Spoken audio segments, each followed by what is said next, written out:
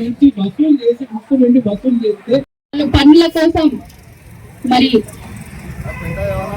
అందరినీ వేధిస్తుంటే చూసి తట్టుకోలేక ఎవరు కాదు ఆయనను మనం ఎందుకు స్మరించుకుంటున్నాం గౌడ బిడ్డలుగా బహుజనులుగా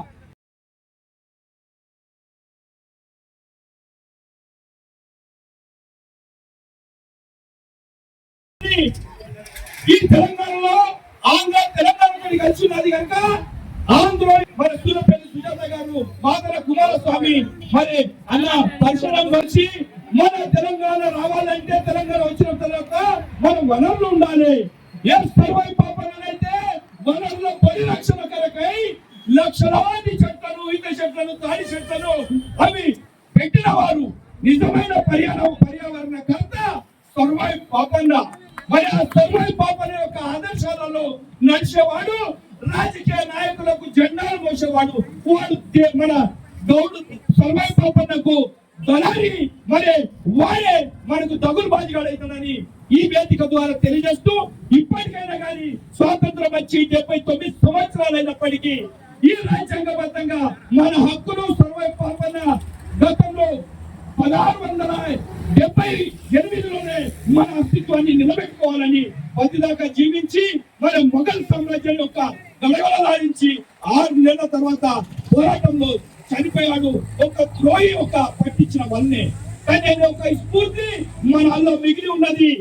మనం ఇప్పటికైనా కానీ స్వయం తీసుకొచ్చుకొని మనకు కూడా ఒక అయ్య ఉన్నాడు, మనకు ఒక రాజాది రాజు అది సర్వై పాపన్న అని ఆ గౌరవాన్ని మనం దించుకొని మన పిల్లలకు నేర్పించి ఇలా ఏ మనువాద సంస్కృతి ఎక్కడ ఉందో ఆర్ఎస్ఎస్ ఈ బీజేపీ ఎక్కడి నుంచి వచ్చిందంటే నల్ల సముద్రం నుంచి వచ్చిన ఏ మాదిరిగానైతే ఈ మొఘల్ సామ్రాజ్యం ఉన్నదో అలాంటి వాళ్ళే ఈ ఆర్ఎస్ఎస్ బీజేపీ మనువాదులు ఈ దేశాన్ని వెళ్తున్నారు. మరి ఈ దేశం మీద మూలవాసులైన మనము ఎస్సీ ఎస్టీ బీసీలకు మనం ఈ దేశాన్ని వెళ్ళాలి. మరి మన శాతం ఎంత మనకి మన అస్తిత్వంలో మన దెబ్బతీసేటోడు ఎవరు అంటే అగ్రవర్ణ పోడు.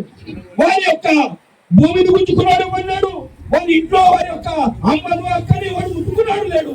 కానీ వారి రాజ్యమైన దానికి మనల్నే వారికి కోపం కడతారు. ఇది సిగ్గుమాలిన చర్య. మన కులంలో మన యొక్క అస్తిత్వంలో మన బహుజనుల యొక్క మానవ ప్రాణాలు తీసినప్పుడు మన యొక్క కూలికి పోతున్నప్పుడు మన యొక్క మనోడు ఉంటాడో వాడిని కనిపించినప్పుడే మనం నిజమైన సర్వై పాపన్న వారసులమైతామని అగ్రవర్ణాల జెండాలు పట్టుకొని తిరిగేటోడు మన ఈ ఉద్యమానికి దళారిగా మిగిలిపోతారని ఈ అవకాశం ఇచ్చిన మీ అందరికీ ఉద్యమాభివందనాలు. మన అస్తిత్వాన్ని నిలబెట్టుకునేదానికి మన జెండా పడదాం. సర్వే పాపన్న ఆలోచన విధానం మేరకు మనం ముందుకెళ్తామని పేరున అందరికీ ఉద్యమాభివందనాలు తెలియజేస్తూ జై భీమ్, జై సర్వే పాపన్న.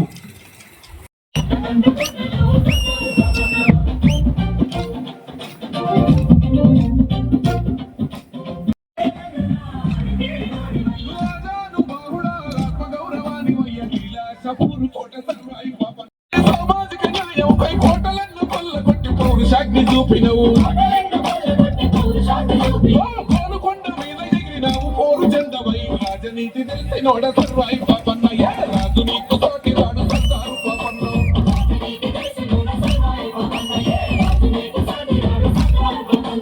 బాల వీర యోధుడా సర్వాయి పాపన్నని జగాన్ని కొంతెత్తి పాడుతామన్నా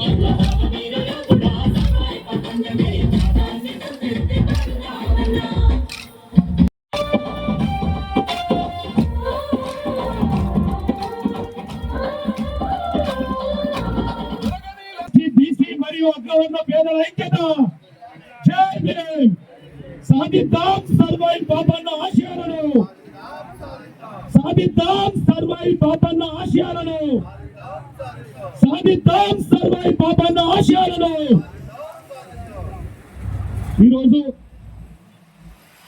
బహుజనుల అస్తిత్వం, బహుజన ప్రజల ఆరాధ్య దైవం గౌడ కుల బాంధవుడు, నిత్య స్ఫూర్తి ప్రదాత, అన్ని వర్గాలకు ఆదర్శప్రాయుడు, రాజకీయ సమానత్వం కోసం నిరంతరం తిరుగుబాటు చేసినటువంటి వీరుడు,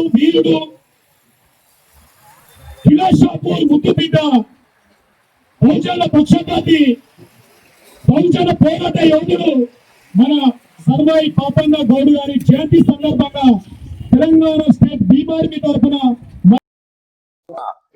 300 పైసలు జన్మ జయంతోత్సవాలు ఈ రోజు కరీంనగర్ నగరం నడిబొడ్డున మహోన్నతంగా జరుగుతున్న సందర్భంగా వాస్తవంగా సర్వాయి పాపన్న జీవిత చరిత్ర ప్రతి ఒక్కరికి స్ఫూర్తిదాయకం.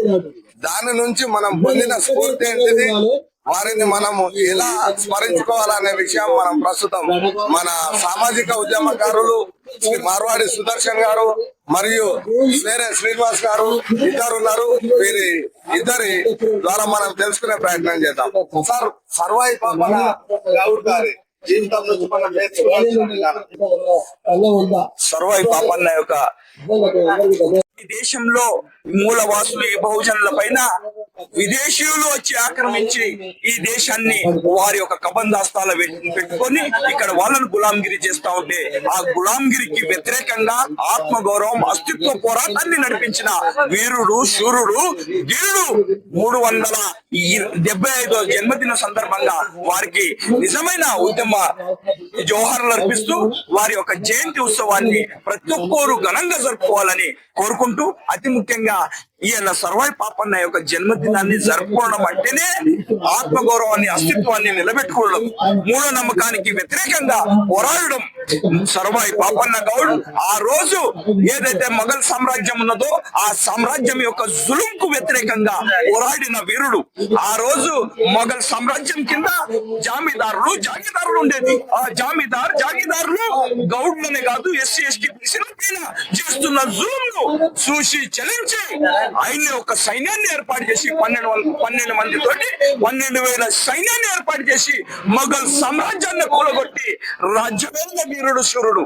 ఇప్పటికీ స్వాతంత్రం వచ్చి ఈ దేశానికి రాజ్యాంగం రాసి స్వాతంత్రం వచ్చి 79 సంవత్సరాలైనా బీసీలలో ఎస్సీలలో మైనార్టీలలో మిగతా మైనార్టీలలో చైతన్యం రాలేకపోతుంది. ఎస్సీ ఎస్టీ బీసీ మత మైనార్టీలను కలుపుకొని ఈ దేశాన్ని రాజ్యాంగ వీరుడు శూరుడు. ఆయన స్ఫూర్తి, ఆయన నలుసుకోవడం అంటేనే ధైర్య సాహసం ఉన్నవాడు. లేకుంటే రాజకీయ నాయకుల యొక్క తొత్తుగా జోక్కుంటా బతకట్లేదు. ఇప్పుడు కూడా సర్వాయి పాపన్న వారసుడు కాదని సెలబ్రేషన్ పంట విజ్ఞప్తి చేస్తున్నాం. మేమేమంటే